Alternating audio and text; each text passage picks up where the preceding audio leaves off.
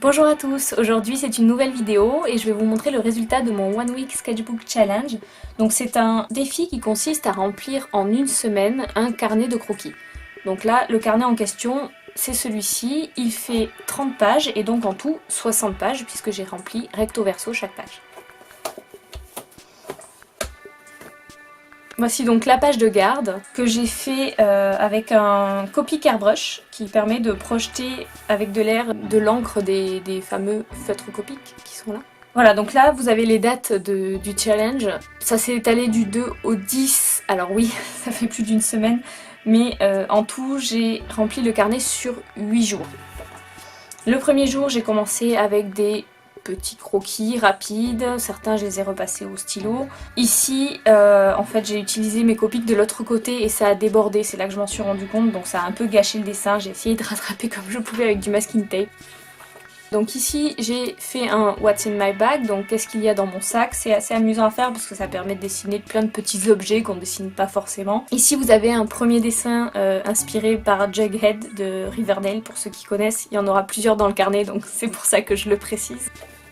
On est déjà le deuxième jour, donc effectivement le premier jour j'ai pas fait grand chose. Ici j'ai commencé à faire un croquis qui m'a plutôt plu, donc j'ai décidé de le repasser au feutre après. Ici donc j'ai essayé de remplir le maximum la page avec des petits croquis dessinés au crayon de couleur assez rapidement. Nous avons donc ici une double page thématique fleurs. La couleur au niveau des fleurs a été faite avec le fameux Copic Airbrush. Et ici donc ce sont des simples croquis de fleurs. On est d'ailleurs déjà passé au jour suivant.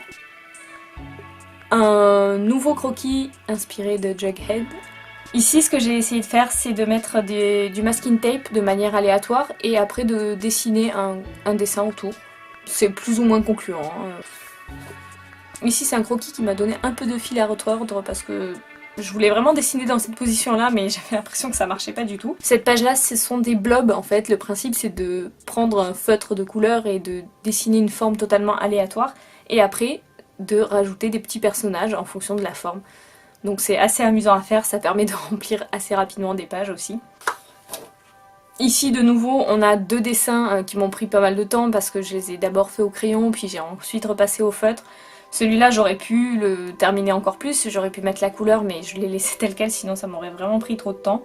Et celui-ci, j'ai simplement rajouté du masking tape pour faire le fond. J'aime bien utiliser le masking tape, c'est vraiment une technique qui me plaît beaucoup. J'en ai fait plusieurs dans le reste du carnet d'ailleurs.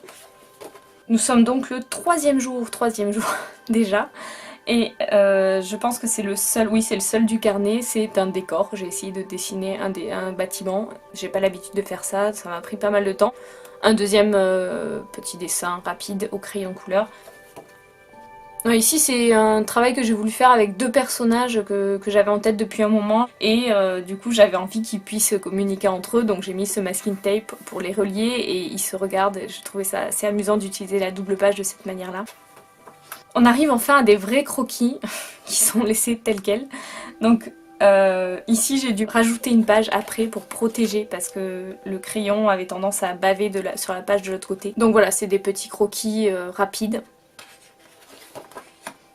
Ici c'est des dessins de lapins. On est déjà donc au quatrième jour, oui c'est ça, quatrième jour. Ici j'ai fait un croquis assez rapide avec un feutre pinceau et je me suis amusée à habiller le personnage avec du tissu autocollant. Nous avons donc un arbre, j'ai rempli donc les feuilles avec des tampons, voilà. J'ai dû mettre une feuille encore pour protéger parce que ce dessin je l'ai fait au crayon noir, donc là j'ai essayé de faire un décor en m'appuyant sur plusieurs types de photos, en essayant de faire un peu un dîner en mode Alice au pays des merveilles. Ici on retrouve le personnage qui avait sur la double page, je l'ai fait un peu plus gros pour essayer de trouver un peu plus sa coiffure, ce genre de choses. De l'autre côté j'ai fait un dessin très rapidement au feutre pinceau. Alors cette page là, elle est un peu vide, c'est parce que j'avais plus de projets que ça pour cette page, je voulais dessiner des rouages derrière un peu en ambiance steampunk, mais j'ai pris tellement de temps à faire cette horloge que j'ai abandonné.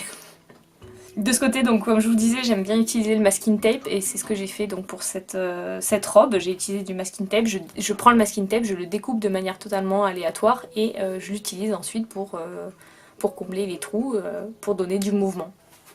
On arrive ici donc au sixième jour, je suis à peine à la moitié du carnet, il me reste encore beaucoup de boulot. Donc je décide de refaire une page de blob. De ce côté j'ai refait une page avec des objets, donc c'est ce qu'il y a sur mon bureau. Sur cette page j'ai fait un croquis au crayon de couleur, donc ça a un peu débordé. De l'autre côté j'ai utilisé les Copics, donc ça a un peu gâché, mais bon, je l'aime bien quand même au final. Voilà pourquoi j'ai un peu trop utilisé de Copic, même si j'ai utilisé le Copic Airbrush qui normalement ne débordait pas, j'avais mis un peu trop de matière donc ça a débordé. J'avais envie de dessiner les personnages de Riverdale, donc voilà, j'ai fait ça rapidement au feutre pinceau, du coup c'est plus ou moins réussi. Celle-là est affreuse. Et ici j'ai donc refait une robe en tissu autocollant. Donc là on arrive au jour 7, je suis censée finir le carnet ce jour-là, mais comme il me reste encore beaucoup trop de pages, je décide donc de me mettre vraiment à faire des croquis. À partir de là, je vais faire beaucoup de croquis à base de références. Ce que j'aime bien faire, c'est prendre des images de magazines parce qu'il y a souvent plein de poses à essayer de reproduire. Et ça permet vraiment de travailler des poses qu'on n'a pas l'habitude de faire. Double page, pareil de la même manière, à partir de références.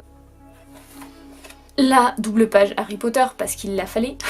J'ai passé quand même pas mal de temps sur le blason de Serdaigle, mais j'en suis fière quand même.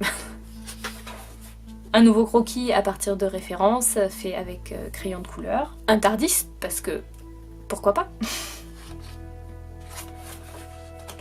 Voilà une nouvelle page remplie de petits blobs. Alors là c'est vraiment des tout petits personnages et j'ai essayé de leur donner tous une expression un peu différente. Alors ça prend pas mal de temps quand même à faire, mais c'est amusant comme tout et ça permet de tester des petites expressions.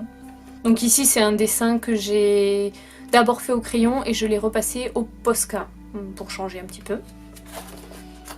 Nous arrivons donc au dernier jour. Ici ce sont de nouveau des croquis inspirés de l'acteur qui joue Jughead dans Riverdale. Je vous avais dit qu'il y en avait beaucoup. Pour cette page, en fait, j'avais vu une vidéo qui donnait des conseils pour arriver à remplir un carnet de croquis. Et un de ces conseils était de remplir la page d'abord complètement avec de la couleur pour ne plus être face à ce problème de la page blanche qui a tendance à bloquer, qui me bloque personnellement.